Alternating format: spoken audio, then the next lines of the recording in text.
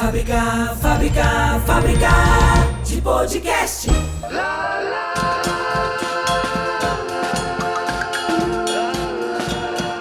E aí, pessoal, bom dia, boa tarde, boa noite, boa madrugada. Tá começando agora mais um episódio da Fábrica de Podcast. Aqui é Alex Fonseca e do outro lado da linha hoje eu tenho um cara que eu sigo há muito tempo no YouTube. Tudo começou com uma história sobre drones. Daqui a pouquinho, depois da vinheta, vou fazer um suspense. Fábrica de podcast. Tô aqui com Rafael, do canal Drone Modelismo, Rafael Ritter. O cara é analista de sistemas, mas ele nunca, assim, se formou completamente, só que o cara é fera, porque ele atuou aí por uns 10 anos, mais ou menos, aí nessa área. Seus hobbies são aeromodelismo, drone racing, e ele fica entretido com praticamente qualquer coisa maker. Eu acho que qualquer semelhança é mera coincidência, qualquer coincidência é mera semelhança, porque eu também sou meio assim, cara, eu até babo com algumas coisas. E aí, Rafael, como é que você tá, meu amigo? E aí, Alex, tudo bom? Como é que tá, cara, aí pro pessoal que tá assistindo? Tamo aí pra bater esse papinho aí, né? Conversar aí a respeito de drone, a respeito de internet, YouTube. Tô à disposição de vocês aí. Cara, é muito bom, um prazer gigante falar com você. Eu te considero o melhor... como a gente estava falando agora há pouco, né? Parece que eles agregaram o nome YouTube, né, como uma marca, né? Então para mim, você é o melhor YouTuber quando o assunto é drone na internet.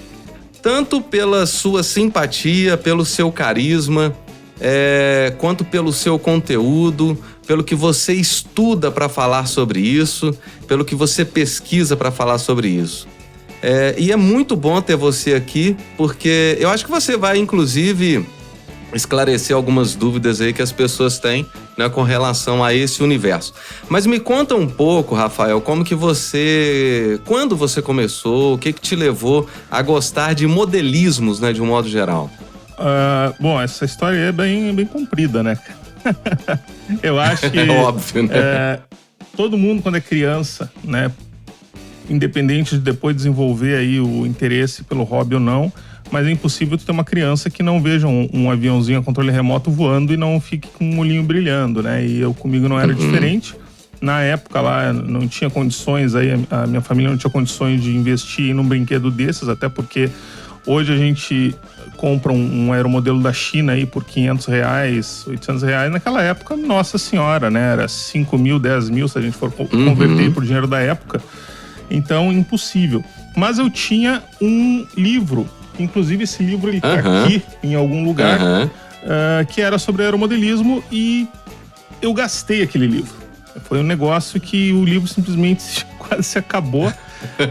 Mas em algum momento eu também sempre gostei muito de carros também, então em algum momento aquilo ali sumiu da minha frente, comecei a me interessar por outras coisas, até que depois já de adulto eu ganhei do meu filho, no aniversário, um aeromodelo desses que vende na Walmart, bem simplesinho. Cara, e aquilo ali disparou um gatilho, e depois daquilo ali eu comecei a comprar madeira para construir meus próprios aeromodelos, e o negócio não parou mais, né? E esse é um vício que é difícil de sair. Cara, que legal. E quando você fala que o seu filho fez isso aí se torna afetivo pra caramba, né? Não, com certeza, cara. Foi uma coisa muito inesperada, inclusive, né? Porque até mesmo com ele, teve muitas vezes que eu tentei, vamos tentar fazer aqui um aviãozinho, alguma coisa, mas nunca levei muito a sério, nunca funcionou. E quando ele chegou com aquela caixa, pra mim foi uma coisa surreal, né? Porque, não, para tudo, vamos pegar isso aqui, vamos pro parque, vamos tentar decolar, eu quero ver como é que funciona. E é claro, né? Eu nunca tinha pilotado nada, eu acabei destruindo aquele avião. Fui no Big Shop, né? Que depois foi comprado pelo Walmart. A gente comprou outro. E daí depois eu já conheci fóruns na internet, né? O Evo aí, que quem era modelista conhece. Aprendi a construir e foi avião atrás de avião. Inclusive, um dos modelinhos, o primeiro aeromodelo que eu construí em balsa, eu tirei de uma foto desse livro que eu lia quando eu era criança, né? Então eu peguei ele, fiz uma projeção 3D, comprei a madeira, construí E voou muito bem, inclusive, né? Foi muito gratificante. A partir desse start, então, você se encantou e começou a estudar a física da coisa, né? E fazer acontecer, né? Sim.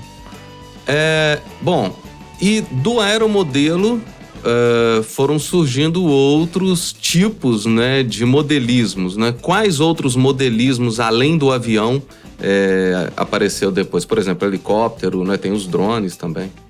O cara que gosta de aeromodelismo, geralmente ele gosta de radiocontrole de uma maneira geral, né? Então, se tu largar um barquinho a controle remoto, se tu largar um helicóptero, se tu largar qualquer coisa a controle remoto, ele vai perder pelo menos algum tempo em cima daquilo ali brincando.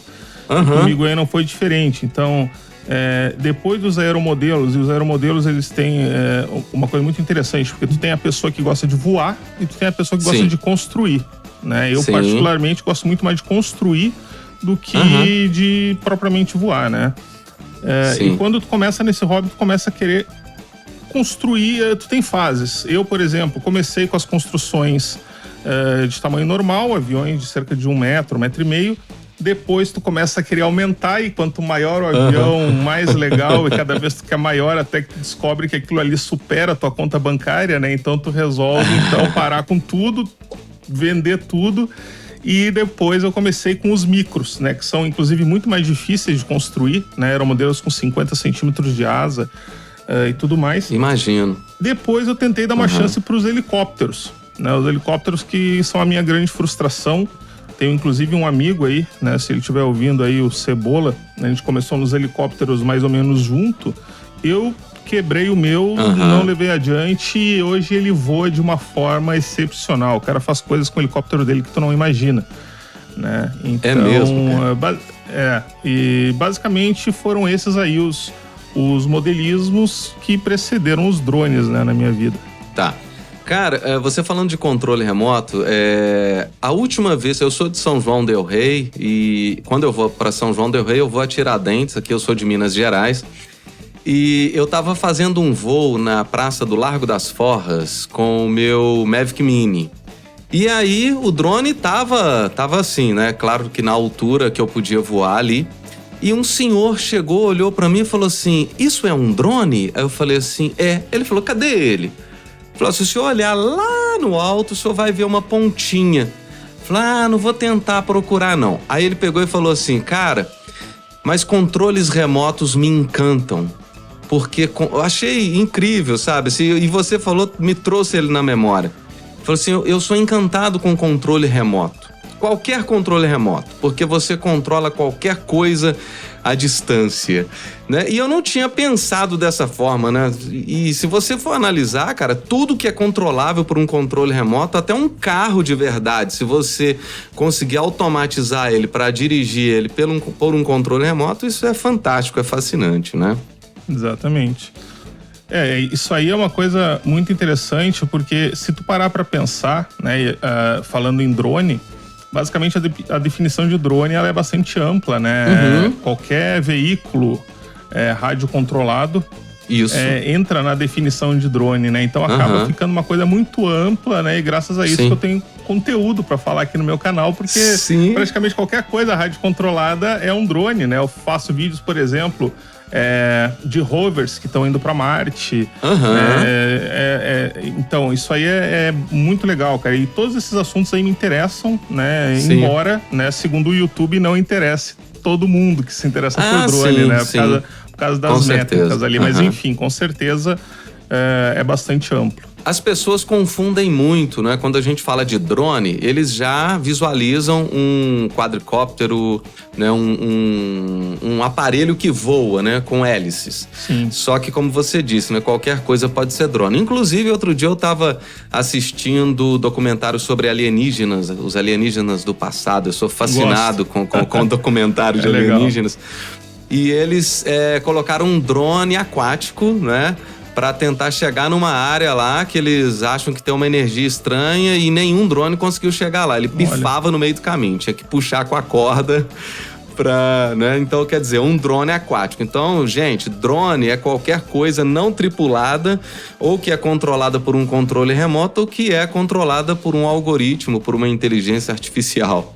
Hoje esse termo aí, ele tá tão amplo que ele acaba até ficando realmente, que nem tu falaste, meio confuso, né? Porque hoje a gente tem, por exemplo, esses veículos da EHang, que são aqueles que a gente chama de drones gigantes que carregam pessoas, né? Sim. Porque se tu for ser purista na definição, o drone ele é uma aeronave remotamente pilotada sem tripulação. Não quer dizer que não possa ter passageiros. Ah, sim, né? sem tripulação. Sem tripulação. Isso. Então aquilo lá também se enquadraria como um drone, apesar de ter passageiros, né? É muito doido isso. Sim, eu acho que até um carro que se autodirigível, né? Ele não vai ter mais o motorista ali, ele pode ser considerado um drone. Apesar de que, né, o motorista tá ali para qualquer eventualidade retomar o controle do aparelho, né? Exatamente.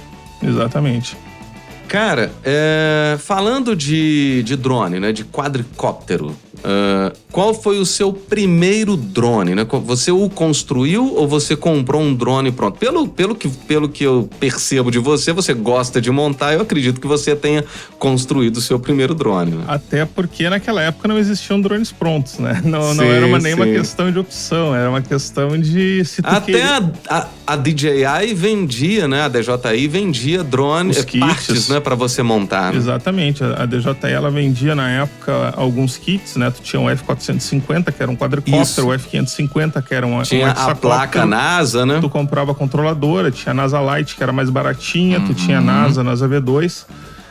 Só que, assim, quando isso tudo começou, quer dizer, na verdade, isso aí foi um pouco posterior, porque tudo começou um pouco antes, né? Que quando alguns aeromodelistas começaram a fazer os seus próprios drones, né? Inclusive tem a historinha, algumas pessoas conhecem, né? Que o firmware das controladoras para drones, ele surgiu em função da utilização de peças do controle do Nintendo Wii.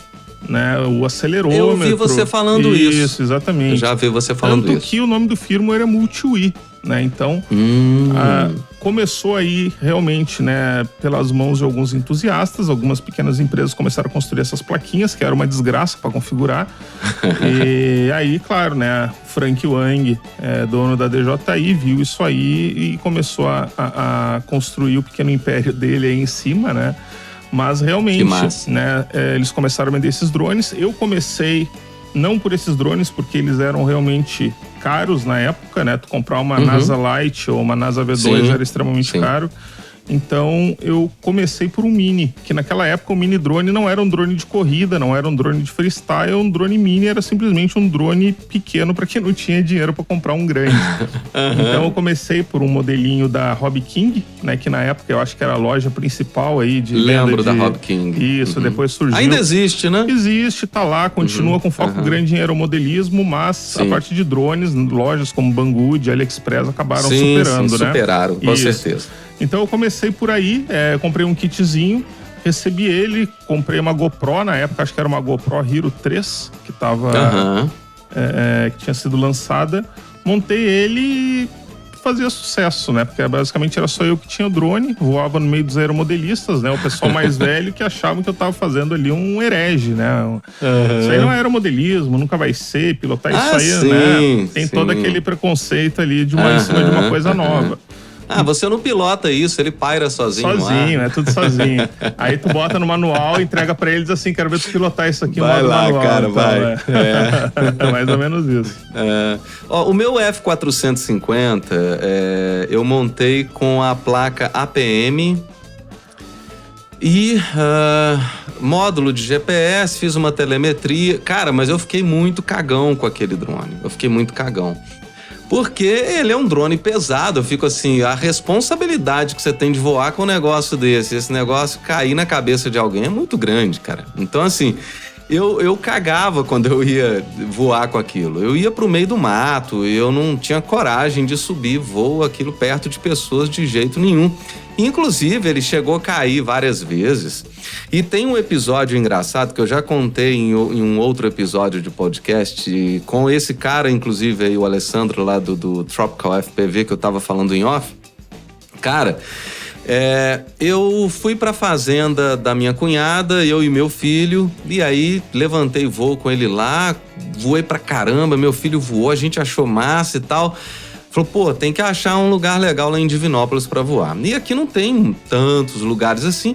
Fomos pro meio do mato, só que o meio do mato aqui, ele é meio urbano e do lado estavam construindo um prédio que eu não vou citar do que, importantíssimo dentro da cidade, entendeu?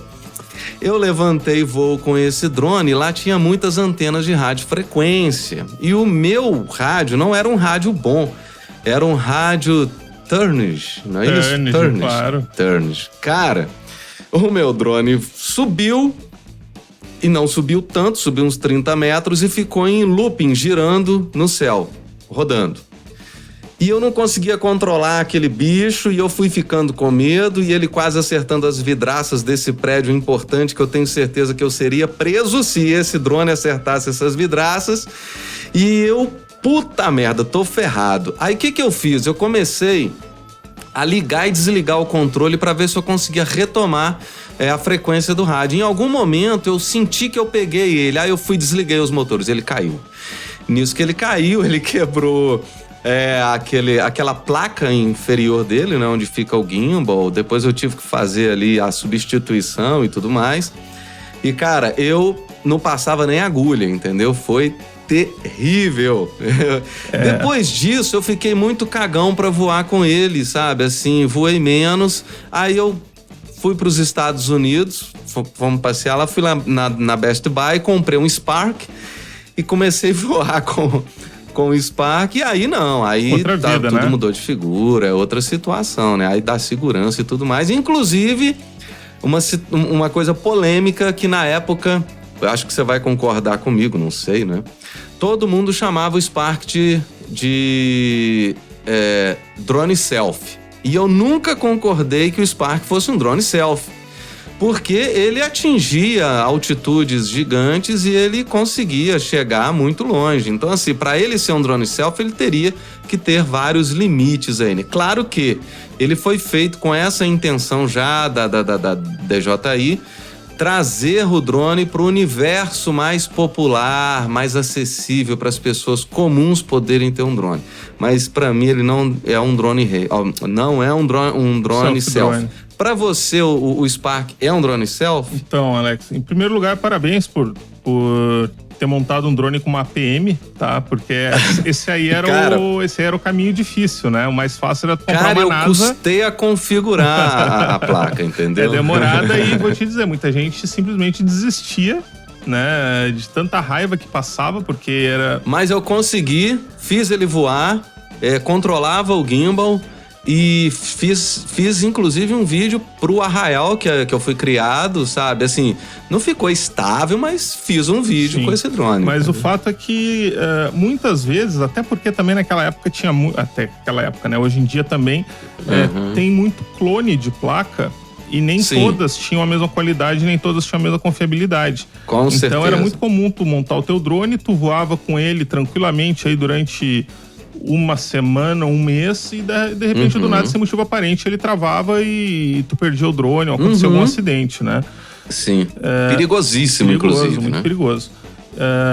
Mas com relação ao Spark, na verdade, isso aí foi uma moda que a DJI também aderiu. Até fiz alguns vídeos sobre isso. De alguns drones que eram vendidos realmente como selfie drone. Foi uma modinha ali que daquela época. Sim. E a DJI então resolveu lançar o Spark com aqueles controles de gesto. E isso tu vai olhar ali na divulgação. Eles utilizaram muitas meninas, né, muitas mulheres, né, porque o drone era uma coisa mais masculina. Então eles já trouxeram essas simplificações. Isso não tem nada a ver com capacidade, sim. Eu acho que com interesse, né, feminino. Óbvio. Mas com o intuito de ampliar ali o interesse em cima dos drones. E todas essas questões, né, controle por movimento, poder tirar foto com gesto e tudo mais. Então elas pegaram isso aí e venderam a ideia do selfie drone. Mas eu concordo contigo, cara. Ele era muito mais do que isso, né? Se tu comprasse ele sem o rádio, que tu tinha a opção de comprar sem o rádio, sim. controlar com o celular ou então só com os gestos, aí eu acho que sim. Mas tu Sim. podia, depois de encher o saco de fazer selfie, porque, putz, é uma ideia que não tem como se sustentar, né? Eu Com vou certeza. investir R$3.000, R$4.000 numa coisa que um pau de selfie faz quase igual. Então, depois que tu enjoava de fazer selfie, tu ia lá, comprava o radinho e conseguia voar legal com ele, né? E eu nunca utilizei essas funções de gesto com Não ele. funcionava Era conectado no controle e pronto. Não funcionava Entendeu? direito. Não, quer dizer, funcionava direito que nem funciona hoje o desvio de obstáculos, né? Ah, sim. Funcionava com a luz ideal. Aham. Se a luz tivesse ideal, tu tivesse ali Sim. um profissional de iluminação do teu lado, pra te dizer, Isso. não, agora tu pode usar, funcionava. Aham. Agora, na vida real, era só muito raramente funcionava. Cara, mas o Spark é um drone muito legal até hoje. Eu acho que a única deficiência dele, na minha opinião, é bateria. Ele é Entendeu? muito carismático. Sim, Eu sim. fiz esses tempos um videozinho, um Reels lá pro Instagram, coloquei no TikTok lá também, falando sobre o Spark, e o pessoal ficou louco. Rafael, faz um vídeo sobre ele, a gente quer um vídeo sobre ele. E, inclusive, se tu entrar no Mercado Livre, tu quiser comprar um Sparkzinho pra ti, eu às vezes tenho essas loucuras, né? Comprei um Phantom, Aham. um pra mim, comprei um Aham. drone que foi... Cara, eu acho que é o drone mais antigo do Brasil, ele foi... Cara, eu vi foi o do Japão, de 1989. 89, exatamente. Eu comprei, cara. Fui lá no Eu vi. Japão e tal. Então, Eu sou desse tipo também, tá? Se eu vejo um negócio ali, eu gosto. então eu tenho essas coisas. E esses tempos aí eu resolvi assim, cara, ia ser legal se eu comprasse um Sparkzinho pra deixar aqui no cenário, né? Um dronezinho que todo mundo gosta. Até daqui a pouco pegar um amarelinho ali, de uma corzinha diferente, né? Que aqui no Brasil praticamente todos eram os branquinhos que vendia. E fui no Mercado Livre e descobri que é o preço de um Mavic Mini. É sim. Né? Não tem como, É sim. sabe? E não tem motivo. Não, eu quero um drone, vou comprar um Spark. Não faz isso, cara. Compra o Mini porque é o mesmo preço e é muito melhor. A não ser que seja por uma questão de colecionismo, nostalgia, né? Sim, com certeza. Mas ele é muito bom, muito interessante. Pra época ele era muito bom. Sim, com certeza, cara, com certeza. E eu percebo hoje, falando de Mini, né, de Mavic Mini, não é? Porque a DJI, ela pegou o formato do Mavic, encolheu ele, chamou de Mavic Mini, e depois, por algum motivo, né, ela foi lá e retirou o nome Mavic, porque eu acho que ela queria valorizar, né, o nome Mavic, e deixou com o nome de Mini 2, mas não faz sentido ele chamar Mini 2, porque se é Mavic Mini, então por que é Mini 2, né? Então teria que ter o Mini 1 antes do Mini 2, né? Assim, Cara, essa história aí, ela é umas loucuras. Inclusive, Alex, nos meus vídeos o pessoal acha muito engraçado, né? Não sei se pode falar palavrão aqui. Manda ver. Em vários vídeos eu digo que a DJI iniciou um processo de nomes bosta, né? Então, como tu falaste aí, o Mavic Mini virou Mini, né? Sim. Tu diz assim, comprei um Mini. Que tu comprou? Tu comprou um carro? Não faz sentido. Né? O Mini não, Cooper. Cara, tu precisa dizer que é um Mavic Mini. Sim. Da mesma coisa, tu vai comprar, por exemplo, uma câmera, uma Osmo Action. Pô, eu sei o que é uma Osmo Action. Agora eu comprei pra mim aqui uma Action 2. O que é uma Action 2? Ninguém sabe, cara. E os nomes que ela tá utilizando são tão ruins que se tu entra no site dela, no site ela ainda usa os nomes antigos. Sim. Né? Sim. É uma coisa que realmente... OcuSync, agora se chama O. Como é que tu chama um negócio de O, né? É o, literalmente, cara. Não faz sentido nenhum. Cara, mas só continuando com relação ao Mavic Mini, eu percebo nos grupos que eu participo de drones que o pessoal que sai do Mavic Mini, que amava o Mavic Mini, porque o Mavic Mini é incrível, e vai pro Mini 2, né? Eles começam a criar um preconceito com o Mavic Mini, né? Fica assim, não, pô, o Mavic Mini, que é isso? Não, porque o Mini 2 é que é drone, não. Então compra o Mini SE, porque o Mavic, cara, porra, eu nunca tive problema com o meu Mavic Mini, já voei muito, faço orbital, inclusive uso LIT também nele de vez em quando, que algumas funções que não tem, que eu acho que eu também não sei por que não tem funções do Mini 2 no Mavic Mini, porque poderia ter, porque é o mesmo, né? Assim, não faz sentido não ter, né? Por exemplo, foto em 360 graus, por que não tem no Mavic Mini e tem no Mini 2, né? Acho que até no Mini SE tem a foto panorâmica, né? Isso aí é comercial, né? São decisões comerciais. É a lei da obsolescência programada para fazer com que o meu interno faça assim, cara, você precisa ter uma foto panorâmica, então compre o Mini 2, entendeu? Exato. Mas eu não vou ceder. Exato. Não vou ceder. Não, mas é que isso aí é tudo uma questão relativa, né? Eu me lembro até hoje, cara, quando eu peguei o Mavic Mini nas mãos, eu falei, cara, isso aqui é o drone definitivo. Sim. Porque ele tem uma câmera absurdamente boa, claro que ela não faz 4K, Sim. mas ela é absurdamente boa, um gimbal absurdamente bom, um tempo de Sim. voo muito bom, o alcance dele, que é ali 4 quilômetros, tu não consegue tudo isso na cidade, mas ainda assim é muito bom para a maioria dos usos. O que mais que eu posso querer? Né? Sem contar que eu decolo de uma praia, se eu for decolar qualquer drone, se tiver uma criança, vai parar tudo que tá fazendo para ver o drone decolar. A Mavic Mini, ela nem toma conhecimento, ela não vê, não chama atenção. Verdade. E pra mim isso aí é fenomenal. É fantástico. Né? Então aquilo ali era ótimo. Quando lançou o 2, né? Daí é óbvio que algumas pessoas vão olhar pro Mini e vão dizer assim, não, isso aí não é drone bom, né? Não é mais bom para mim. Mas é um excelente drone. Agora, uma coisa interessante, né, que eles tentaram, eu acho que foi um experimento, porque recuaram, né, incluir ali uma bateria que não é de polímeros de lítio, né, que não é lipo, né? Você sabe me falar por que eles recuaram? Porque, assim, aparentemente a bateria não causou problema. Será que é por uma questão de ter mais torque no motor ou não? É porque a bateria de íon de lítio realmente ela é muito boa quando tu precisa de maior densidade de energia, mas não precisa tanto de descarga rápida. Ela tem ali uma capacidade de descarga menor. Eu sempre faço aquela analogia com um balão, né? Se tu tiver um balão com um bocal pequeno, não adianta tu querer que o ar saia mais rápido, porque ele não vai sair, ele só vai sair de acordo com o limite do bocal. Se tu apertar esse balão para sair mais rápido o ar, pode ser que ele estoure. Né? E é mais ou menos isso que acontece com as baterias. Então, se tu precisa de uma bateria com maior capacidade de descarga, é a mesma coisa que tu precisar de um balão com um bocal maior. O ar vai sair mais rápido e ela vai descarregar mais rápido. E o que acontece com as baterias de íon de lítio é que elas não têm essa capacidade de descarga tão grande. Claro que a tecnologia melhorou muito. Tanto que elas são utilizadas hoje nesses vapes aí que o pessoal utiliza, né? Que também demanda ali uma corrente bem alta. Mas no caso do Mini tinha uma limitação e isso aí prejudicava principalmente ali a forma como ele lidava com o vento. Né? O Mini aí, apesar da DJI não deixar isso muito claro, ele não lidava muito bem com o vento, e isso aí era uma das principais reclamações que inclusive dizem que fizeram lá o Frank Wang solicitar que o lançamento do Mini 2 fosse antecipado, né? Eu já ia te fazer essa pergunta se isso é verdade. Cara, isso aí é lenda do meio, né, cara? A gente não sabe se é verdade, se não é na época, em princípio, quando divulgaram, era uma informação insider, né? Alguém de dentro da DJI que disse, mas se eu quiser, eu posso dizer qualquer coisa e afirmar que foi alguém lá de dentro que me falou, né? Não tem como saber. Sim, com certeza. Você tem os dois aí que eu já vi você mostrando em vídeo, né? O Mavic Mini e o Mini 2. Tem. Quando você decola um e decola o outro, você sente diferença? Cara, muito pouco. Muito pouco. Assim, em situação normal, praticamente nada. A diferença começa quando tu começa a te afastar um pouco, né? Porque daí, no caso do Mini 2, tu tem um link muito mais resiliente.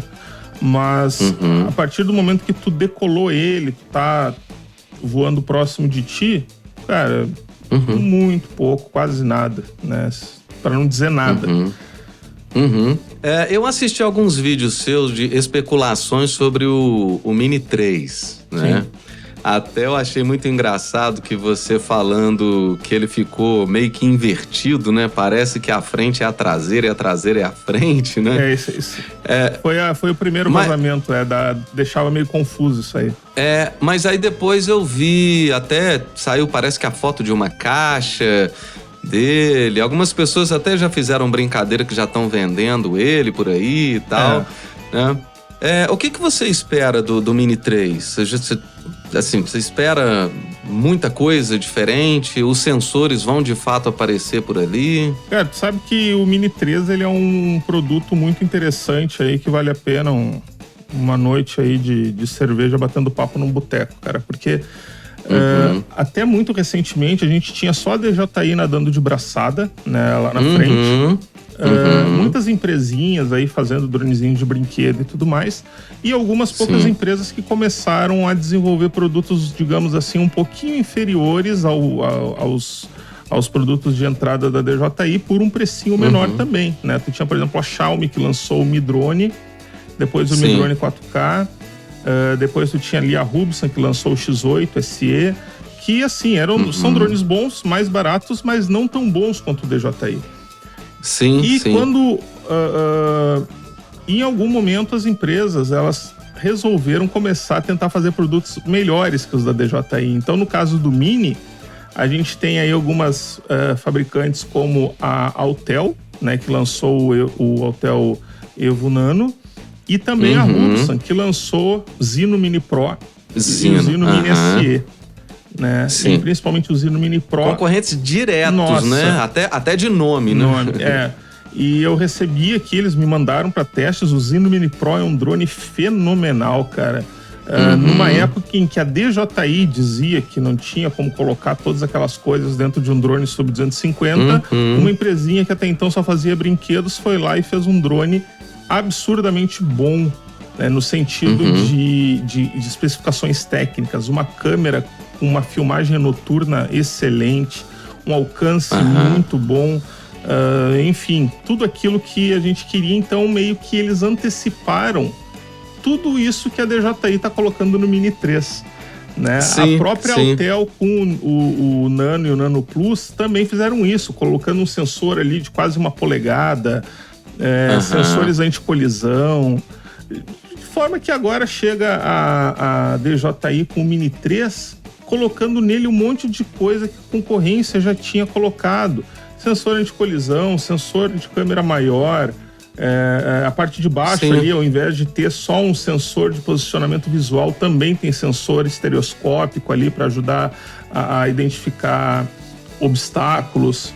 Então é óbvio que eu tenho uma curiosidade, eu tô louco para botar minhas mãos nele, mas não tem até agora nada que eu veja nele e diga assim, nossa, isso aqui é revolucionário, né? Mas vamos esperar para ver. Entendi, cara. Esses outros drones concorrentes, né, que estão tentando chegar na frente da DJI, eles estão tendo uma construção interna, boas, placas boas? Então, isso aí é o porém. Isso aí é o porém, né? Tu pega, por exemplo, o X8 Mini SE da FIMI, ele é um drone ok. Ele é um drone que não dá problema, da Xiaomi, as pessoas né? compram. É da Xiaomi, exatamente. Uma subsidiária. É um drone que não dá problema. Já o Zino Mini Pro, especificamente, ele foi um drone que deu muito problema, deu muita falha. Eu tive muita sorte que eu recebi tanto o Pro quanto o SE, que inclusive está aqui em cima da mesa agora.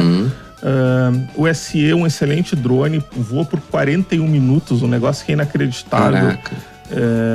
Mas o Pro, ele por algum motivo aí começou a apresentar um monte de problema de incompatibilidade, desconexões, perda de sinal, eu não sei o que mais, que eu acredito que nesse momento aqui eles já tenham arrumado a maior parte desses problemas, mas ajudou a dar uma queimadinha. Sim. Né? Não só na própria Hubsan, como nas concorrentes da DJI de uma maneira geral. Sim. Então, é claro que tu não vai ter no equipamento, digamos assim, já é de uma concorrente, né? Eu vou comprar um carro da marca que eu confio ou de uma marca nova? Vou comprar da marca que eu confio. Para eu comprar da marca nova, ele tem que me oferecer mais por um valor melhor ou igual, né? Sim. Então, gerou uma desconfiança aí por parte das pessoas aí, não só na Hubsan, como em várias outras marcas que estão querendo se firmar aí, né? Eu assisto muitos vídeos a esse respeito, por isso que eu fiz essa pergunta, porque eu já observei esse tipo de coisa. Inclusive, um cara comprou um desses, não me lembro qual deles, ele foi fazer um teste de unboxing, depois foi lá pra fora fazer o primeiro voo e o drone caiu na frente das câmeras, e ele manteve o vídeo pra mostrar e tudo mais. Depois ele voou de novo e deu tudo certo, né? Cara, agora uma coisa que eu fico encucado, né? Vamos pegar aí, por exemplo, a gente pega vamos falar de iPhone, né? Tem o iPhone, é um modismo, né? Pro pessoal, tem gente que tem iPhone e nem sabe usar todas as funcionalidades dele. Tem porque é status, é caro e tudo mais. Então, eu acho que uma pessoa que tem um iPhone, ela quer comprar um iPhone maior possível, né? Por exemplo, um Pro Max aí da vida, e aí, enquanto que se for pegar um iPhone SE, que é o pequenininho, que é do tamanho do antigo iPhone 5S, essa pessoa, por conta do status que ela quer apresentar ter ali, ela não compra esse smartphone. Agora, no universo dos drones, eu acho que isso muda um pouco de contexto, né? Eu acho que quanto menor, melhor. Então, vamos supor o seguinte. Por exemplo, se for para eu pegar um drone, né, pegar um avião, sair do país, eu acho que eu saio com o meu Mavic Mini tranquilamente na mochila, sem me preocupar com nada. Se fosse um drone maior, aí talvez eu teria que declarar, falar um monte de coisa e eu ficaria até inseguro e com medo de viajar com esse drone. Bom, aonde que eu quero chegar? Será que essa criação desses drones menores não atrapalha o comércio dos drones maiores com a própria DJI? Eu acho que não, cara, porque tu tem alguns tipos de consumidor bem distintos aí nesse segmento. Tem esse pessoal aí que tu falou que prefere um dronezinho menor, mais fácil de transportar, até porque tem evoluído muito e tudo mais. Mas tu também tem aquele cara que tá buscando o drone mais caro que ele possa pagar, né? Ele vai querer um Air 2S, né? Por mais que ele não filme em 4K, ele não usa o Active Tracking, ele não faz uma série de coisas ali que o drone oferece, mas ele quer um Air 2S. E, inclusive, isso aí gera uma situação muito interessante que eu sempre comparo com aquele cara que compra o melhor carro que ele pode pagar e depois não tem dinheiro para fazer a manutenção, né? Tu vê aí gente que gasta lá 10 mil reais comprando um Air 2S e depois está nos grupos ali comprando bateria paralela, né? Genérica, paralela, sabe? E eu digo assim, pra que tu comprou um drone se tu não tem condições de manter ele, comprou mais baratinho, né? Seria muito mais coerente. Então, assim, eu acho que não atrapalha, né? Respondendo tua pergunta, porque tu tem vários tipos de público, né? E não esquecendo que existe também o público profissional. Não, né? obviamente. Daí, né? Quando eu falo dessa forma, eu excluo um pouquinho o grupo profissional, porque o grupo profissional aí já é outra pegada, né? É outra pegada. Mais usuário inclusive, normal. também é um assunto interessante, porque muitas vezes o cara que ele quer começar a trabalhar com isso aí, ele vai já, né, pro drone mais porrada, chega no mercado e descobre que os concorrentes resolvem o mesmo problema com o Mini 2 ali e ele não consegue competir com preço. Com certeza. E aí ele tem que vender e comprar um dronezinho menor. Com certeza. Mas, cara, é porque eu acho... quando eu vi pela primeira vez o lançamento do Mavic Mini, tem até um brasileiro que participou aí, ele fez filmagens, ele recebeu 2 unidades e ele fez alguns vídeos. Eu assisti um vídeo dele apresentando aí o drone, eu fiquei maravilhado. Eu falei, pô, acabou, não tem mais, né, o que se fazer, né? E eu acho que isso vai perdurar aí por muito tempo e talvez ainda chegue drones menores aí, né, e com uma capacidade... violenta e incrível, né? E tomara que isso aconteça, porque é muito prático, muito fácil, e talvez esses menores se tornem os drones maiores e assim sucessivamente, né? Cara, Deus te ouça, cara, porque inclusive quando na ocasião do lançamento do Mavic Mini, muita gente vibrou aí, porque em princípio o Mavic Mini ele seria um drone sub-250, né? Sim. Não preciso registrar, não preciso fazer solicitação de voo. E aí o DCE foi atrás e resolveu que eles iam utilizar ali o PMD, né? Que é o peso máximo de decolagem, ao invés do peso de decolagem. E eu sempre fui muito contra isso aí, porque em todo o mundo tu percebe que as autoridades elas entenderam que valia a pena tu dar uma vantagem pro público para ele optar por dronezinhos menores que oferecem menor risco. Com certeza. E aqui no Brasil não. Por uma bobagem, por uma murrinhagem, eles resolveram partir para esse lado aí, de modo que uma pessoa que talvez, né, mesmo podendo comprar um drone grande, poderia optar por comprar um pequenininho para usufruir dessas simplicidades, ele acaba comprando drone grande mesmo, já que é tudo a mesma coisa, né? Então, eu acho que foi mais um exemplo aí do Brasil mostrando de como não lidar com coisas novas, né? Cara, mas o Brasil é um país que acho que gosta de dificultar certas coisas. E já que você tocou no assunto de legislação, né? Eu participo de grupos aí, eu percebo, cara, que o pessoal, eu não sei, né? Acho que tem uma hipocrisia muito grande no meio aí com relação a isso. Porque o pessoal fica assim, porque tem que registrar o drone. Inclusive tem um monte de gente que vende esse serviço e é tudo gratuito, né? Inclusive hoje até o registro da Anatel é gratuito, né? Já foi pago, mas isso foi derrubado. Isso foi muito legal, muito interessante. Só abrindo parênteses aqui, eu acho que é importante ter aí como se fosse um despachante, né? Um despachante para ajudar nessa questão de documentações aí de drone, até porque nem sempre todo mundo tem tempo, nem sempre todo mundo acha fácil e viável, e parece que o site também é bem travado, bugado, enrolado, né? Então eu acho que esses, vou chamar de despachantes de drones, eles são importantes, com certeza. E aí o pessoal fica oferecendo serviço, porque tem que isso, tem que aquilo. E esse mesmo pessoal que participa do grupo fica fazendo vídeos de long range, fica fazendo fotos aí a 500 metros de altura. Porra, aí eu fico assim, que incoerência desse cara, né, meu? Total. Eu me lembro muito bem que no início ali, quando o DCE apresentou as normas, eu estava fechado com eles, sabe? Até porque naquela época eu tinha uma empresa de captação. Antes das regras, todo mundo que trabalhava com isso era basicamente marginal, porque era proibido, né, em princípio. Então surgiram as regras, eu fiquei fascinado. Falei, cara, finalmente agora o mercado vai se desenvolver, como de fato aconteceu. Óbvio. Né?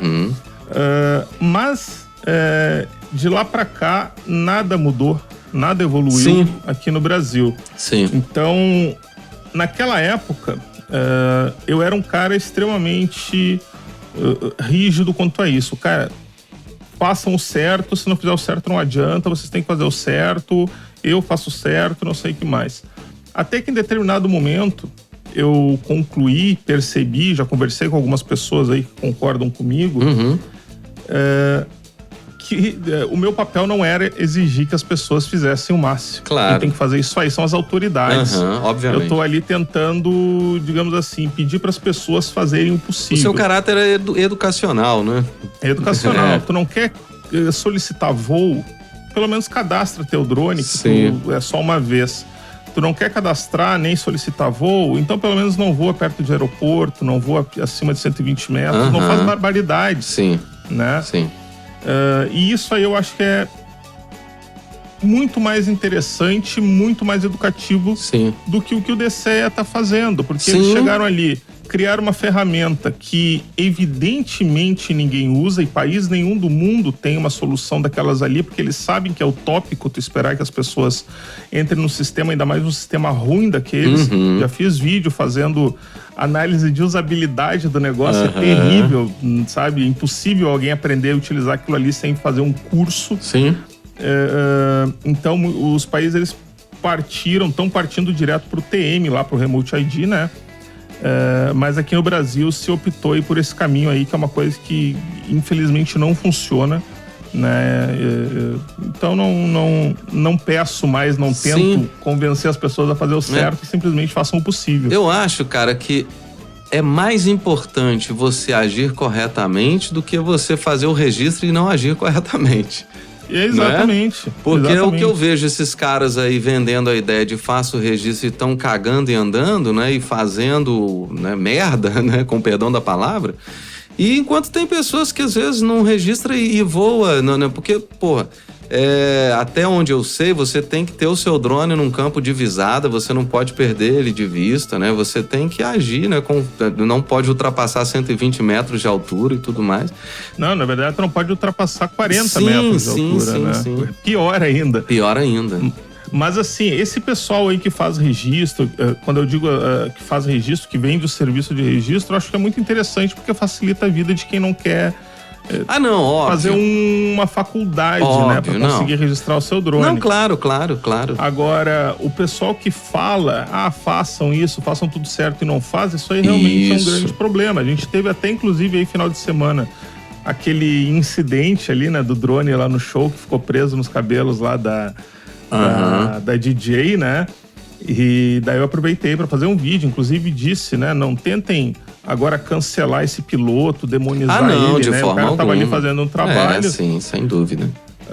Mas aconteceu, né, de muita gente aí que eu já vi postando algumas barbaridades em grupos, detonando o cara, né? E pregando moral de cueca ali. Realmente isso aí acontece bastante, vai continuar acontecendo. Cara, uma vez aconteceu um fato comigo muito interessante. A partir do momento que você pega um carro, entra dentro dele, começa a dirigir, você é passivo a bater com esse carro a qualquer momento, né? Com o drone não é diferente. A partir do momento que você subiu esse drone, ele é uma máquina. Ele pode dar uma pane no motor, você pode... Por melhor que tu seja, Não, exatamente. pode bater num pássaro, né? Pode acontecer ali um vendaval de repente do nada e acontecer qualquer coisa. Então, uma vez eu bati meu carro, eu confundi que a rua era mão única e era mão dupla, porque a minha rua estava mudando, isso aí me deu um parafuso. E na mesma hora, a mulher saiu gritando do carro: "Pau, que você bateu no meu carro, não sei o que tem." Eu falei assim: calma, tá tudo bem, desculpa, o erro foi meu, eu não olhei pra esse lado, mas você não vai ficar no prejuízo não, tá tudo certo, acalma seu coração. E ela continuou gritando, e aí eu fui acalmando ela, a gente resolveu, pagou. No fim das contas, ela me ligou, falou assim: "Alex, obrigado, nossa, ainda bem que foi em você que eu bati." Falei, pois é, né? Tá vendo? Mas eu acho que a questão, cara, da vida, né, como um todo, é você assumir responsabilidade. Sim. Né? Agora, isso não te coloca, né, um bandido, isso não te coloca né, o que você disse, não tem que demonizar situações, porque é um acidente, acidentes acontecem. Sim. Agora, é claro que existem negligências, imprudências, imperícias, aí é outra história, né? Sim. Apesar da gente não dever demonizar, é sempre interessante a gente pegar essas situações e analisar elas. Sim, né? Claro. Por exemplo, as pessoas que eu conheço, que na minha opinião assim, são alguns dos melhores pilotos de FPV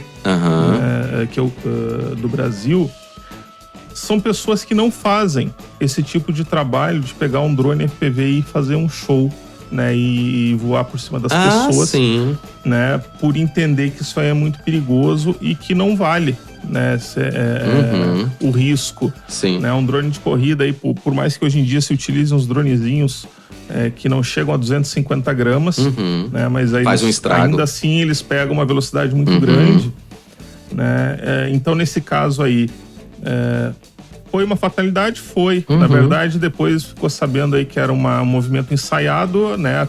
A DJ ia se abaixar, o drone ia passar por cima, depois ela ia levantar, só que ela levantou muito cedo. Sim. Então, poxa vida, não poderia passar um pouquinho mais alto, né? E evitar que esse tipo de risco acontecesse? Claro.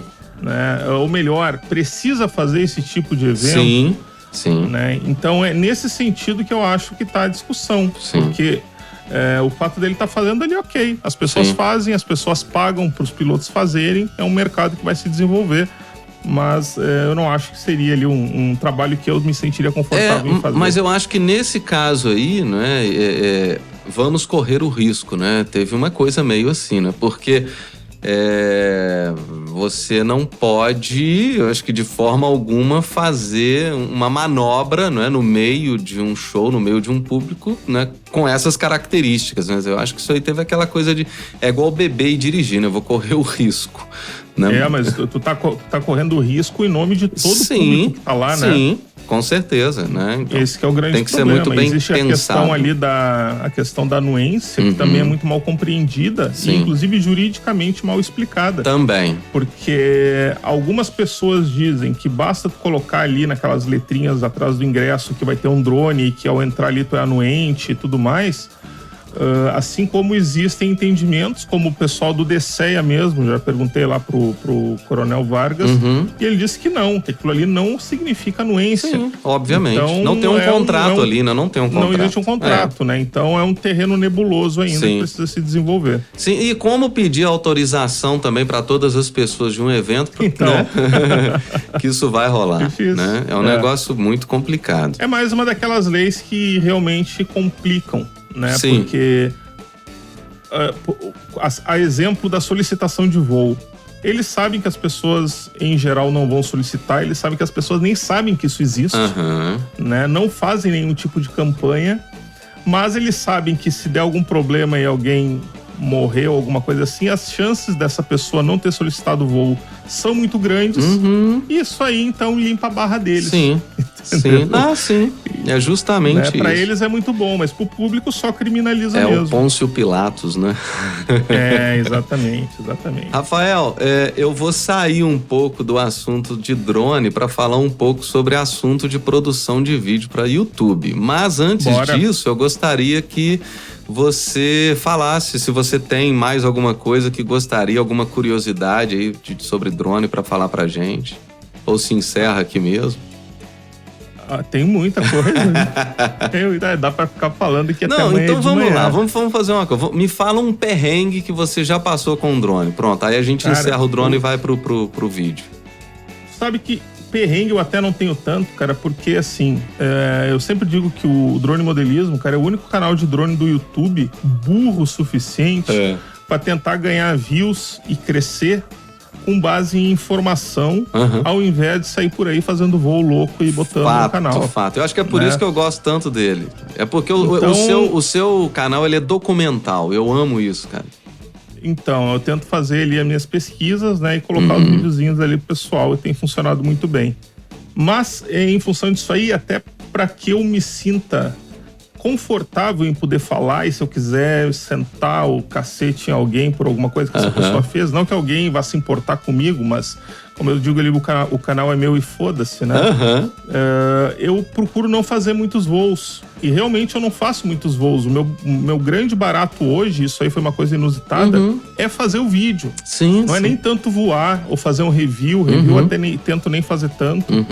Mas em função de voar, né, menos do que a média, aí eu acabo não tendo muitos perrengues. Mas lá atrás teve uma situação que foi muito engraçada, que tu deve lembrar, todo mundo que tinha F450 tinha sonho de ter uma TBS Discovery. Que era, eu costumo dizer que foi o primeiro drone capaz de fazer os nerds da época que gostavam de drone pegar a mulher, né? Porque ela era top, era a mesma coisa que tu ser um surfista, tu ser um skatista. Pô, tu não tinha uma porcaria do F450, tu tinha uma TBS Discovery, tu ia fazer um voo radical. E então eu montei uma TBS Discovery, coloquei uma NASA Lite nela e coloquei um gimbalzinho adaptado com uma GoPro. E isso aí foi suficiente para eu começar a pensar em fazer alguns trabalhos. Claro, numa época em que tudo era ilegal ainda. Sim. Mas eu resolvi ali que eu ia fazer alguns trabalhos. Tive a oportunidade de filmar. Na época, nem me lembro o que era uma aula de yoga que estava acontecendo lá em Porto Alegre, que o pessoal chamou pra gente fazer esse vídeo aí. E a empresa que eu era sócio naquela época já tinha um Phantom 3. Sim. Que daí a gente utilizou para fazer esse trabalho, mas eu peguei a minha TBS para fazer o making off. Né? Não, vamos fazer o making off, mostrar o drone voando, era uma coisa que era novidade na época. E eu decolei com a TBS e estava indo tudo bem, até que a TBS simplesmente resolveu derivar para direita e simplesmente foi embora e eu não vi mais. Foi o famoso fly away, né, que esses drones tinham. E eu fiquei lá procurando por um tempo, acho que umas 2 horas, não encontrei, fui para casa. Passou uma semana, um amigo meu me mandou um print screen pelo WhatsApp de um anúncio, acho que era do Mercado Livre, da OLX. Caraca, um sujeito achou o seu drone e tava vendendo. Um cara vendendo um TBS Discovery. E aí depois um outro anúncio que ele tava vendendo a minha GoPro. Caraca, e então, aí? Então o que eu fiz?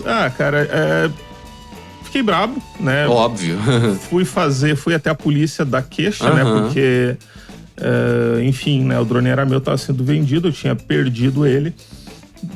E aí, acabei marcando com alguns amigos meus, pedi ajuda deles pra gente meio que fazer uma emboscada, né? Eu vou tentar comprar o drone desse cara, quando ele chegar lá, vocês aparecem e a gente vai dizer pra ele, ó, esse drone é meu, tá aqui provando, tá aqui o boletim de ocorrência. E a gente foi, então, marcamos lá no Mercado Livre de Porto Alegre. O rapaz chegou, só que pra minha surpresa, ele veio direto em mim e perguntou assim, cara, tu não perdeu um drone? E aí eu falei assim, cara, perdi. E ele só falou assim, ó, tá aqui teu drone. Cara. E me devolveu. E nesse meio tempo aí ele olhou em volta, tinha um monte de gente, os meus amigos, né, que estavam ali cercando ele. Ele olhou e falou assim, cara, tu não precisava ter feito isso. E eu me senti tão mal, Alex. Sim. Porque eu falei, pô, Sim. um cara gente fina, me devolveu o drone. É. Mas eu disse pra ele, cara, eu não tinha como saber o que tu ia fazer. Não tira a sua razão, não. Você agiu corretamente, né? Exatamente. Assim, entre aspas, né? Você agiu conforme você queria. Porque, pô, se o cara achou um produto e pôs à venda, ele nem se preocupou, né? Pensei, pô, nem se preocupou em saber quem era o dono disso aqui, né? Acho que ia ser muito difícil. E o drone né? não deve ter ido muito longe também, Não, né? ele, na verdade, ele tinha sido encontrado por um pessoal, uns garis, né? Que daí ele viu os garis pegando, ele deu ali um dinheirinho pros garis e pegou o drone pra ele, né? E Então, pronto. na verdade, ele tinha comprado um drone. Aham. Tem outras histórias aí, Alex. Mas talvez ele tenha ficado sem graça também, não é? E aí, de repente, supôs que era seu e... É que ele disse que ele viu uma foto que tava no cartão SD da GoPro, né? Que daí a minha barba é meio difícil de não reconhecer, né? Então foi por aí. Massa. Cara, interessante. Muito bom. Bom, enfim. Já que você ultimamente não tem feito muitos voos, né? E a sua pegada maior é fazer vídeos, né? Então vamos falar um pouco de vídeo, vamos falar um pouco de YouTube, vamos falar um pouco de produção. Fala pro pessoal o quanto é difícil fazer seus vídeos, cara. Então, Alex, quando a gente inicia um canal de YouTube aí, a gente ainda não sabe muito bem como que as coisas vão ser. Na verdade, qualquer coisa. Eu acho que até quando tu iniciou o podcast, tu ainda não tinha um modelo muito bem... Então tu te vira da forma que tu tem, tu luta com as ferramentas que tu tem. Quando eu comecei com os aeromodelos, fazendo construções de aeromodelos, até que a Banggood entrou em contato comigo e começou a oferecer drones para review, e para mim aquilo ali foi maravilhoso, porque do nada, né, eu tava pagando para fazer vídeos, comecei a receber drones de graça que eu podia fazer conteúdo, ganhar comissão e depois ainda vender o drone, né, e ter um 13º no final do ano. Só que em algum momento eu percebi que esses reviews aí, eles não permitiam que o canal crescesse. Eu fazia um vídeo falando sobre um vazamento da DJI. Olhava lá no Analytics, eu tinha ganho 50 inscritos e um monte de visualização. Depois eu colocava um vídeo de review, sempre negativo. Perdi 5 inscritos, perdi 10 inscritos. Que doido. Aí eu pensei, cara, ou as pessoas não gostam disso ou eu não sei fazer direito. Um dos dois. Então fui reduzindo os reviews e comecei a focar na produção de conteúdo de fato, né? Informação, curiosidades, histórias, né? História dos drones militares, história de não sei o quê. E isso aí realmente é uma coisa que dá bastante trabalho, porque começa tudo com uma ideia... Tem pesquisa, né, cara? Começa com uma ideia que eu tento buscar algo que vá ter interesse de não só da bolha, né? Que tem um drone, que tá interessado no DJI Fly e tudo mais, mas sim alguma coisa de interesse mais geral. Aí inicia uma pesquisa que geralmente dura aí entre 4 e 6 horas, né? Eu abro 500 janelas de navegador e às vezes é muito difícil tu encontrar informações, ou então pelo menos informações novas que outros canais já não falaram, né? Então, por exemplo, agora teve essa notícia aí que os Estados Unidos estão mandando para a Ucrânia aquele dronezinho Switchblade lá, que ele é tipo um canivetezinho, que depois ele se joga, né? Ele é um drone kamikaze. Eu vi vários vídeos sobre aquilo ali, eu não vi ninguém falando, por exemplo, que a empresa que faz esses drones é a mesma que construiu o helicópterozinho, aquele que foi para Marte, né? Caraca, foi a mesma empresa que produziu o avião, que foi o primeiro avião a propulsão humana a cruzar o Canal da Mancha. Então, eu tento buscar essas coisinhas aí, isso aí consome tempo.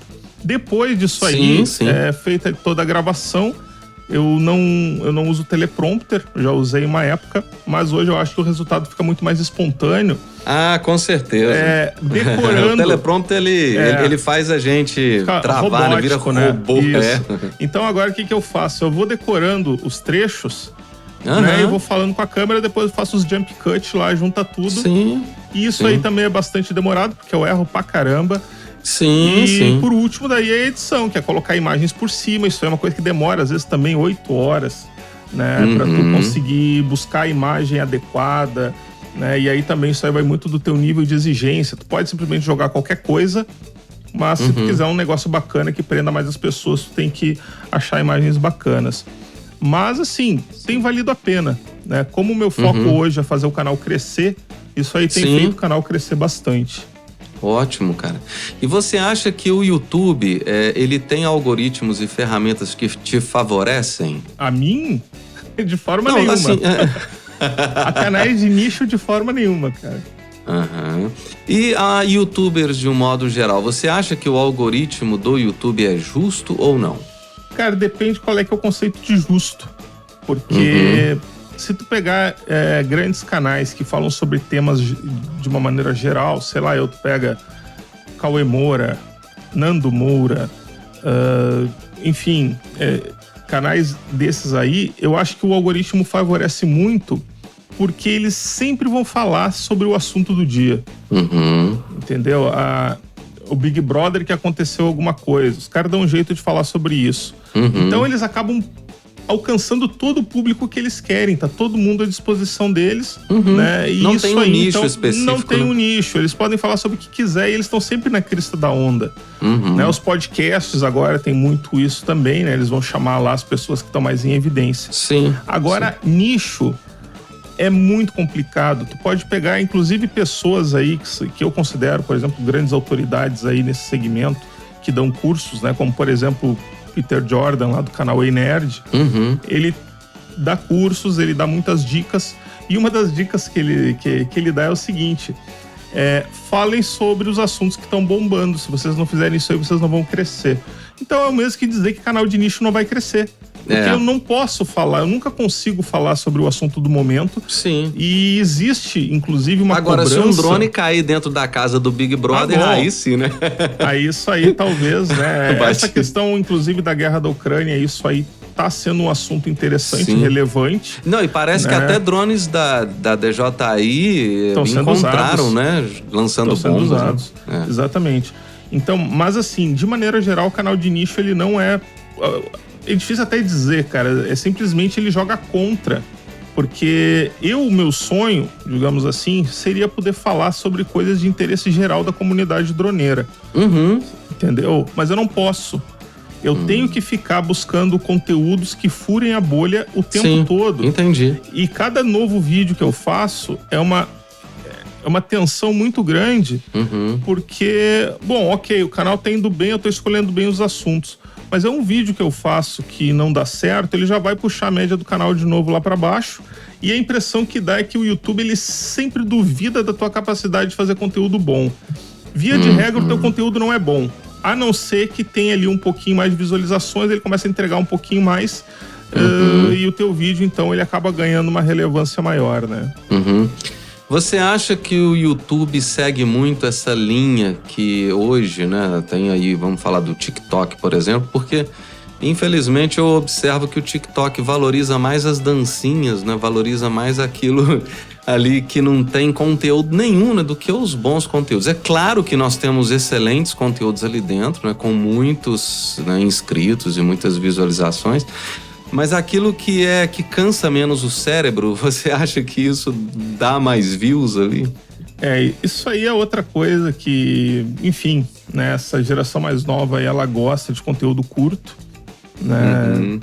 Não tem como tu esperar que uma criança hoje de 5, 6 anos fique vendo um vídeo de 10 minutos no YouTube, ela quer ficar rolando pra cima, né? Sim. Próximo. E isso aí, no final das contas, é até uma dinâmica interessante, né? Tu tá na fila do banco, tu tá... sim. Tu não quer te comprometer em assistir um vídeo muito comprido ali, porque a fila vai andar, tu não vai conseguir terminar. Então eu gosto. Eu, particularmente, eu gosto. Também acho interessante. De TikTok. E tanto é que o YouTube tá tentando copiar eles, né, cara? Com shorts aí. O Instagram também, né? Instagram com os também, reels, exatamente, cara. Mas, não sei. Eu realmente não sei o que pensar. Eu já coloquei alguns shorts no meu canal. Alguns dão certo, outros não dão. Mas tenho também canal no TikTok lá. Tem vídeo com mais de 1 milhão de visualizações. Aí o penúltimo vídeo que eu botei deu 400 visualizações. Então é muito aleatório pra minha cabeça. Eu preciso estudar um pouquinho mais sobre isso, cara. Sim. Bom, eu até conversei sobre isso outro dia com o pessoal do Espírito Santo. Talvez você já tenha visto eles aí no TikTok, os irmãos K-Waves. eles falam sobre curiosidades, né? Ele chega assim, você sabia? Aí tem o casal de irmãos ali no computador e ele chega a voz misteriosa por trás. E eles hoje estão com milhões de seguidores ali, de inscritos. E eu acho fascinante quando o algoritmo consegue flagrar esse tipo de coisa, sabe? Igual o seu conteúdo, por exemplo. Porque, cara, é muito cansativo também a gente ficar só naquelas coisinhas.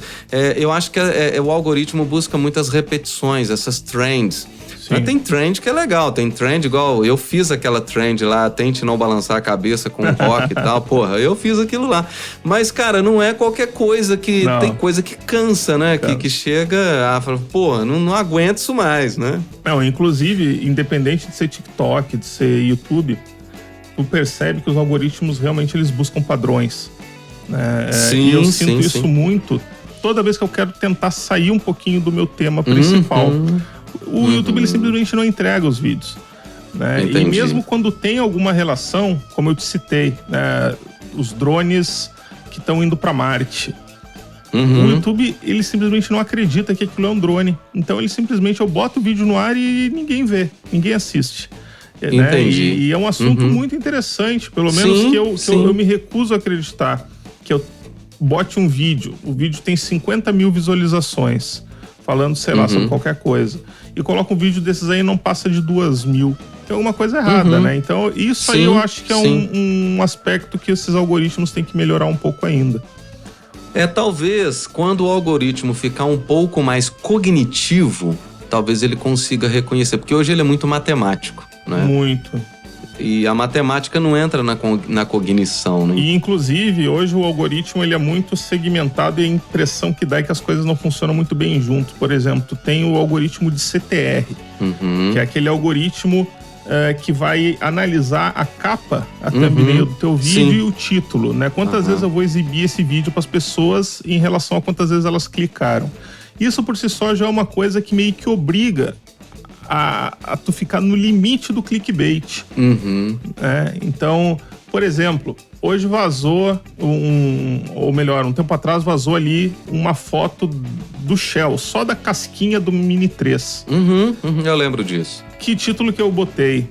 Vazaram as primeiras imagens do Mini 3. Porque se eu botasse alguma coisa mais específica, dizendo, vazou algo que possivelmente pode ser, as pessoas não vão assistir. Hoje, vazou as primeiras imagens do Inspire 3. Né? Na verdade, vazaram a imagem do Inspire 3 que caiu lá todo quebrado. Então, o que eu tive que fazer? Na thumbnail, eu tive que restaurar esse Inspire 3 aí no Photoshop e colocar um título: vazaram as primeiras imagens do Inspire 3. As pessoas vão assistir e elas vão ver imagens do Inspire 3 e tudo mais. Mas eu acho que isso aí não é o ideal. O algoritmo te obriga a fazer isso, porque senão teu vídeo simplesmente não é clicado e não importa, nem que tu contrate o Morgan Freeman pra narrar o teu vídeo, né, e o Cameron pra dirigir ele, se as pessoas não clicarem, né, não adianta de nada, cara. Então, algumas coisas eu realmente não concordo como que o YouTube funciona. Cara, eu acho que, e baseado naquilo que você fala também, né, você tem que estudar, né? Acho que daqui a pouco vai surgir a universidade do YouTube, né, para que você consiga compreender de fato como agir. E eu acho que isso é mutante também, né, porque hoje tá de um jeito, amanhã já entra uma nova configuração nisso tudo, né? E essa inteligência artificial também que trabalha esses algoritmos, ela vai evoluindo e vai aprendendo com tudo que ela coleta também diariamente, né? Não sei, eu acho que isso vai seguindo esse sentido. Bom, para quem faz, né, por exemplo, fala assim, quero começar a produzir vídeo, né, ser youtuber. Você tem alguma dica de como começar um canal? Você fala assim, o que fazer, o que não fazer? Tenho. Primeira coisa, não faça um canal de drone. Essa é a primeira. Vai concorrer com você, né? Tô brincando. Não, você tá enchendo o saco. Sabe que inclusive eu já fiz uma vez um grupo de desenvolvimento de canais. Você me falou em off. Isso, exatamente. E as pessoas, elas simplesmente não levam a sério, né? Eu dizia, pessoal, aconteceu tal fato que é extremamente relevante, vocês precisam fazer vídeo sobre isso. As pessoas não faziam. Mas não é por isso. A questão é, drone é um nicho muito muito pequeno. Muito fechado, impossível tu te manter.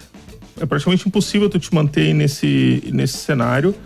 Quando eu comecei, basicamente tinha 4 canais de drone. Era eu, o Vanzan, o Fabiano Regra, do Mundo Drone, e o Tio DVD. Eu assisti muito o Fabiano Regra. Fabiano Regra. E são os canais que hoje tem mais de 100 mil inscritos. Todos os outros canais que entram e têm interesse em crescer, eles ficam ali um tempinho, desistem, surgem outros, desistem, surgem outros, desistem. Né? Mas essa é a dica do que não fazer. Tá? A dica do que fazer. A primeira e fundamental é tu ter um mínimo de cuidado com qualidade, principalmente de áudio. Tu pode ter até uma câmerazinha meia boca ali no início, usar teu celular. Se tu tiver só ali meia dúzia de dinheiro ali, investe no microfonezinho. Porque muita gente não assiste o vídeo olhando pra tela. Sim. Ele tá fazendo outra coisa. É como um tá mexendo no podcast. TikTok. Exatamente. Cara, então, você... isso aí... Desculpa te interromper, mas você falou uma coisa tão importante, tão interessante, que eu já bati cabeça com isso assim, um monte de vezes. Pessoas que fazem, por exemplo, filmagem de casamento. Eles não se preocupam com o áudio desse vídeo, cara. E aí fica uma porcaria, porque aquela ambiência da igreja, mais aquela quantidade de gente falando, mais a microfonação do padre, a microfonação do juiz e tal. E eu sempre disse, cara, invistam no áudio. E você vem me falar que a primeira coisa a se preocupar, mais do que a própria imagem, é o áudio, cara. Você já estava no meu conceito, assim, como... Mas isso não é um conhecimento que não vem de graça, sim, né? Isso aí vem depois de tomar muita porrada. Com certeza. Segundo, não seja prolixo. Cara, isso aí é assim, ó, é diferente de dar aquela enroladinha pra chegar nos 8 minutos. Se tu conseguir já ia te falar sobre isso também. Se tu ficar enrolando por 8 em cima de um assunto para chegar aos 8 minutos, mas durante esse tempo tu for coeso, tiver ali início, meio e fim, as pessoas vão assistir. Um exemplo é o vídeo de hoje, cara. Vazou em Spire 3, duas fotos dele quebrado. O que eu posso falar sobre isso? Sim. Eu não posso falar muita coisa. Então, o meu vídeo ali, ele tem 10 minutos, dos quais 4 minutos eu falei sobre isso. E, inclusive, no final do vídeo, eu fiquei ainda mais 2 minutos falando sobre o fato de eu ter tido que enrolar para chegar nos 10 minutos. Então, isso é diferente de tu ligar a câmera e ficar ali. Ou então tu abre uma janela e esquece de fechar, daí fica a pessoa ali no vácuo esperando tu terminar, tu esqueceu o que tu tava falando, já começou a falar de outra coisa. Então, é importante tu não ter preguiça. Porra, cara, faz um jump cut, tira a parte que tu errou. Se tu errou, começa de novo. Isso tudo é cuidado que tu tem, né? Respeito por quem tá perdendo tempo ali ou investindo tempo te ouvindo. Sim, cara, e eu acho interessante também essa questão. Às vezes, vou dar um exemplo bobo, né? Eu busco aí no YouTube como trocar a resistência de um chuveiro, né? Um exemplo.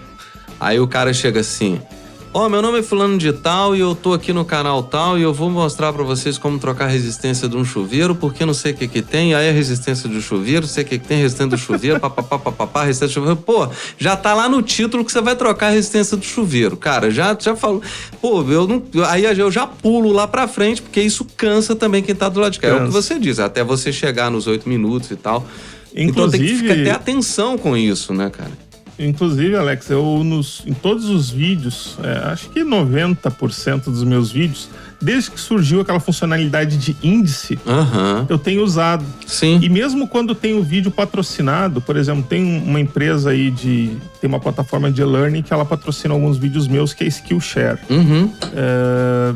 Eles pedem que eu fale pelo menos 1 minuto e meio sobre eles. Ah, sim. Pô, é complicado tu manter o interesse de alguém em cima de uma propaganda por 1 minuto e meio. Sim. Então, quando eu termino o vídeo, eu coloco ali, a partir de 1 minuto e 30, Skillshare. Até 4 minutos. A pessoa, ela pode pular. Sim. Entendeu? Sim. Então, tu não pode subestimar, tu achar que as pessoas realmente elas são tão apaixonadas por ti que elas vão prestar atenção em tudo que sai da tua boca. Não, claro. Né? Mas, então, cara, tem formas e formas de se falar também, não é? Eu acho assim que tem uma questão de simpatia, tem uma questão de jogo. De repente você pode falar de um produto de uma forma maçante, você pode falar desse produto também de uma forma bem leve e descontraída, né? Eu acho que isso é muito relativo. Mas existem os dois públicos. Tem aquele cara que vai querer e vai se interessar, e aquele outro que não vai. Sim. E pra esse cara que não vai, eu prefiro não encher a paciência dele. Claro. Coloco ali, a partir desse minuto eu terminei de falar sobre isso, ele pula se ele quiser. Sim. Eu acho que é muito mais legal do que ficar vendo aquelas pessoas indo nos comentários colocando assim, ó, o vídeo começa em 5 minutos e 30. Né, cara, é desagradável, né? Mas eu até falei hoje, eu também faço isso em alguns canais que eu vejo que o cara tá enrolando demais. Sim. Mas quando é comigo eu não gosto, né? É óbvio, né? Com certeza. E só um último ponto aí que eu acho que é extremamente importante para as pessoas primeiro, pensar em pautas interessantes, não fazer vídeo só por ter dia de botar vídeo. Sim. Tá?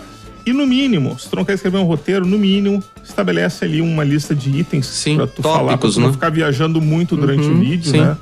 Né? E principalmente na hora de escolher assuntos, escolha assuntos que não sejam muito específicos. O pessoal me pede, pô, Rafael, tu não vai falar sobre a atualização do DJI Fly? Não. Por quê? Porque eu vou fazer isso aí, meia dúzia de pessoas vai assistir. Muita gente já sabe, quem voa já viu lá a notícia nos grupos, não vai assistir meu vídeo. Eu prefiro fazer um vídeo falando sobre o drone que foi inventado lá, que utiliza motor iônico. É muito mais gente que vai se interessar. Aí você então, sai um pouco do nicho do drone. Tu sai do nicho. Só que, claro, isso é pra quem quer crescer o canal. Claro, Se a pessoa simplesmente quer ter um canal e servir a comunidade, aí são outros 500. Sim, obviamente. Vai na contramão do que muita gente quer hoje, né? Que é ganhar dinheiro, às vezes, produzindo vídeo, né? Sim. Né? E conquistar um público. Rafael, cara, foi muito boa essa conversa, cara. Se eu tivesse com uma cerveja aberta aqui, eu acho que a gente... Poxa, agora que tu me deu essa ideia. Não é? A gente pode fazer isso numa outra ocasião, inclusive um dia, quem sabe, pessoalmente, não é? Totalmente. Cara, eu não gosto muito de estender para não ficar gigante o podcast, né? Claro que a pessoa também, ela pode ouvir tudo ou ela pode ouvir por trechos também. Mas enfim, tem mais alguma consideração aí que você gostaria de falar sobre vídeos, ou sobre drones, ou sobre a sua pessoa, sobre a sua vida? Não, Alex, acho que a gente já passou aí por basicamente tudo, né? Realmente não dá para deixar muito extenso aí, porque senão só os apoiadores do canal ali vão querer ouvir, né? Eu acho que é interessante deixar assim um pouco mais sintetizado aí, que daí a gente consegue entregar o recado aí sem ficar muito enfadonho, né? Sim, com certeza. Cara, quer deixar algum contato, alguma rede social, Instagram? Claro que o pessoal já te conhece, né? Quem vai estar ouvindo aqui vai ser pessoal que gosta de você, que já te ouve aí no YouTube. E é claro que outras pessoas também vão ficar curiosas. Opa, quero começar a assistir esse cara, né? Então, isso é uma coisa muito interessante, porque em todos os vídeos tem na descrição todas as minhas redes sociais. Eu tenho, acho que uns 10 grupos de WhatsApp ali sobre diversos assuntos. Tem página no Facebook, canal no TikTok, tem o Twitter, no que Telegram. Agora eu tô no seu Telegram lá. O Telegram também. O Telegram eu tenho que pegar o hábito, eu interajo pouco lá, mas ainda assim eu interajo mais do que no Discord, que é uma coisa que ainda não entrou na minha cabeça. O Discord também ainda não entrou na minha, não. Cara, mas a galera lá do Telegram conversa pra caramba, sem você ou com você. Eu acho isso massa, Eu acho isso muito bacana, inclusive eu tô em débito com o pessoal de lá, né, porque eu acabo, por uma questão de preferência pessoal, eu acabo ficando mais no WhatsApp, né, ali no grupo de apoiadores, principalmente. E acabo não indo até lá para ver o que tá rolando, mas é uma coisa que eu preciso começar a fazer mais, até porque o Telegram é muito mais interessante, né, em termos de recursos aí do que o WhatsApp. Sim, com certeza. Ele é menos seguro, entre aspas, né, mas ele tem... Eu acho que é por isso que ele é menos seguro, né? Ele tem muito mais recursos e ele não é ponta a ponta, ele tem um servidor próprio, né, onde armazena tudo. Mas o WhatsApp tem o Zuckerberg no meio. Então, com certeza. Ficando elas por elas. Até que ponto é verdade, né, que esse ponto a ponto, né? Porque o que a gente sabe é que eles utilizam, né? Tudo aquilo que tu conversa no WhatsApp, obviamente, pra te oferecer nada propaganda. É de graça nesse mundo, né? Então, de alguma forma, eles conseguem pegar ali algumas coisas. Sim, se você pensa que é de graça, né? Tá muito enganado. Beleza, Rafael. Cara, foi muito, muito boa essa conversa. Eu quero voltar a falar com você numa outra ocasião, entendeu? A gente pode trocar uma ideia. Então, voltando aí aos seus contatos, galera, é o seguinte, ó. Quer falar com o Rafael, quer assistir, quer ouvir, quer participar dos grupos, é só buscar aí por Drone Modelismo, Rafael Ritter no YouTube, que você vai encontrar e tá tudo lá, né? Já tá tudo aberto lá na mesa. No Instagram, no Twitter, no YouTube, é tudo Drone Modelismo. Show de bola, cara. Muito obrigado pela sua participação, tá aqui comigo, pela sua conversa, pelo seu papo. No entanto, gente, eu não fiz roteiro para conversar com o Rafael, não. Foi tudo aqui no improviso. Não fiz roteiro, não fiz tópico, não fiz nada. Mas é por quê? É porque eu gosto do seu assunto, eu gosto do seu canal, eu gosto de drone, né? Acho que tem a ver, casa, né? Acho que isso é interessante. Rafael, muito obrigado, tá? Eu que agradeço o convite aí e tô à disposição aí, sempre que quiser bater um papo aí, é só dar um toque. Fechou. Da próxima vez a gente abre uma cerveja, tá? Show. Tá bom, então valeu, galera. Eu falei aqui com o Rafael Ritter do canal Drone Modelismo. Busca por ele lá no YouTube. E se você quer produzir, quer gravar o seu podcast, não se esqueça de acessar www.afabricadepodcast.com.br. Você grava o seu áudio com o seu smartphone, a gente te ensina como gravar, onde gravar, envia esse áudio pra gente, a gente cria as vinhetas, edita, masteriza, cria o canal pra você e de gorjeta ainda publico todos os seus episódios. Um abraço, um beijo, até semana que vem. Tchau! Fábrica de podcast.